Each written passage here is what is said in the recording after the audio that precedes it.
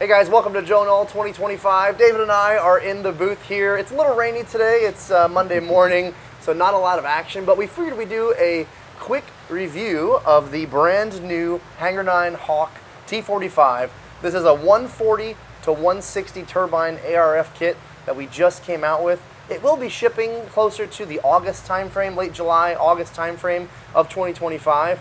It's a really cool release for a lot of reasons. The main reason is it's a follow-on to the really successful MB339, and it features our awesome printed covering, and as you can see, it really looks the part. The price point, we'll start with the price point. This could change in the world that we live in today, but as of right now, the ARF without the gear is $26.99.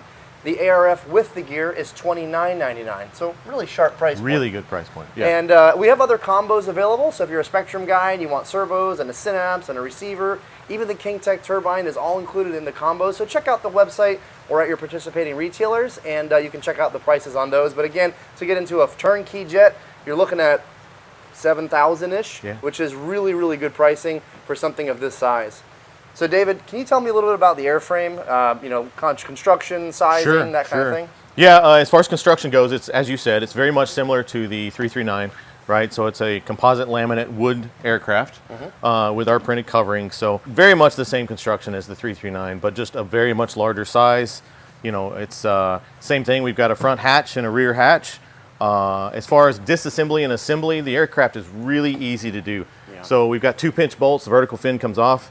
2 bolts on each side for the horizontal tail to come off. Wings are 2 bolts each. One thing I really want to note about this thing is a lot of Hawks, when you put the gear up, you can't take the wings off, right? Because the wheels are in the center of the fuselage. So the way we've done this one is even though the wheels are up, they still can clear through the fuselage. So you don't have to do a bunch of extra labor. You can just put the gear up, pull your wings off, put them in the bag, and go. So that makes things a whole lot easier too. That's nice. And this has full gear doors if you want. Absolutely. You have the option for them, right? So you can put them all on, or you can fly it just with main retracts, right? You can kind of do as much or as little as you want. There's one full-size servo in the nose driving these 2 doors, and then 1 servo each for the 2 inner doors, and then the rest of the doors are actually tied into the appropriate struts.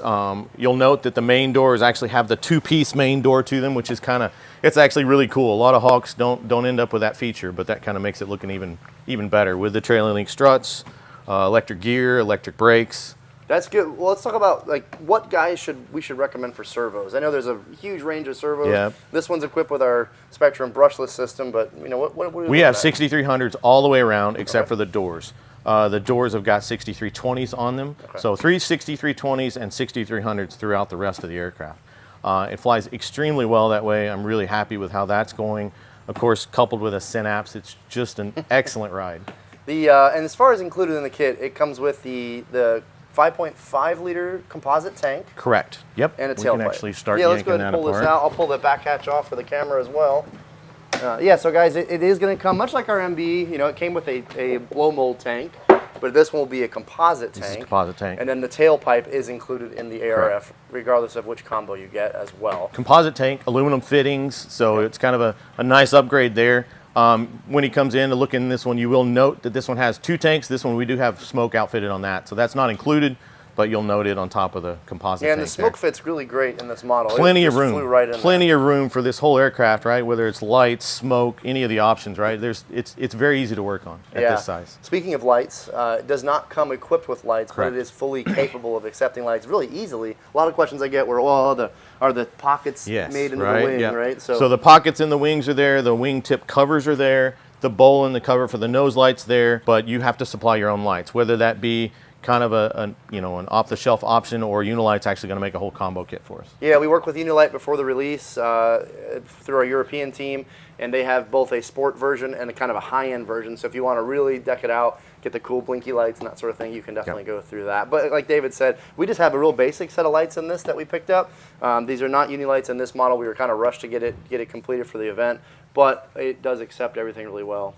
The rear ventrals, those are just 2 bolts as well, just like the MB. Okay. And there is, so we haven't mentioned this yet, but there are full wing bags and fuse bags for this available from us. The wing bag holds the wing, the horizontal tail, and the ventral fins all together, and then the fuse bag holds the fuse with the vertical fin Okay. included. Let's talk about power. So in this particular model, we've got a KingTech 160. Yes. In the other model we have here with Prototype 1, we have the 142. Talk a little bit about the difference in power. Honestly, they both fly really, really well. I would say the biggest difference you would note is, you know, if you were flying out of a short field, something like that, you would definitely want the 160. The 142 takes a little bit longer to get up to speed. And then like in maneuvers, you just think ahead a little, you prepare, you kind of get into the fuel a little sooner, a little throttle sooner. But other than that, as far as speed and performance, they both are extremely good and extremely capable. Yeah. Probably just a little more first gear with the 160. Yeah, I definitely felt that. The one I've been flying is the 142, and you just need to be on it a little more, but it's not underpowered. Not at all. It moves, not at all. It moves Once out. it's going, it's really going. Yeah. You just have to, just like the flying the MB with the 70. Yep. Just think ahead a It's the little. same feeling. It's a little more effort on the throttle. Back to the landing gear. These are trailing link. Yes. These are full electric, correct? You said wheel brakes, so that's all included. You know, rough fields, grass, runways. Suited just fine. Yeah. Absolutely. You know, the even with the doors and stuff, right? So we have this one set up right now where we pull the main doors up once the gear are down. I know that's not exact scale for a Hawk. It kind of is for a T45. It kind of blends the margin, but for, you know, longer fields, grass fields like that, you could easily do that, or you can leave them down. It's, you've got many different options. Yeah, and another question I had earlier this week was, you know, this airframe is a Hawk, but it's a little bit sportified, maybe is a better word for it. So it's not an exact scale outline, looks the part, but if you really start looking and comparing, it's not truly scale outline. The reason for that is sport flying characteristics and also just general good flying characteristics, right? Yeah, I mean the characteristics for this airplane, they remind me a lot of any other Hawk that I've flown, but it's very docile, it's very, very friendly, even for short fields, things like that. You know, I've got this one set up with half flaps, full flaps, and even a crow option too. And with the crow option, it adds enough drag that you can really predict where you want to be, where you want to land at. It's very predictable and very sound throughout the whole final approach landing. Yeah, really nice. And this one is on our Spectrum system. We have our sequencer, so we can sequence all the doors and all that. A lot of radio brands have something similar to the Spectrum system. We'll probably put some videos out there on that eventually on how we set that all up. But it works really well. Yeah, the sequencer gives you options to do. Like I said, you can kind of do the doors however you want to with them. You can fine tune the doors so that they're proper timed to the gear, right? The retracts are running through the standard electric retract box, and then all the servo-driven doors are just running through our sequencer. So you can time everything exactly where you want it. Awesome. Well, cool. Well, David, thanks so much, man. Appreciate it. I hope you guys are enjoying the Hawk, and hopefully we'll get to fly. Can't wait to fly them as soon as it dries up. It's really soupy out there on the runway, even though it's a beautiful golf course runway here at Joe Nall. But we look forward to flying it. Thanks so much for tuning in, guys. We'll catch you guys on the next one. We'll see you later. See you guys.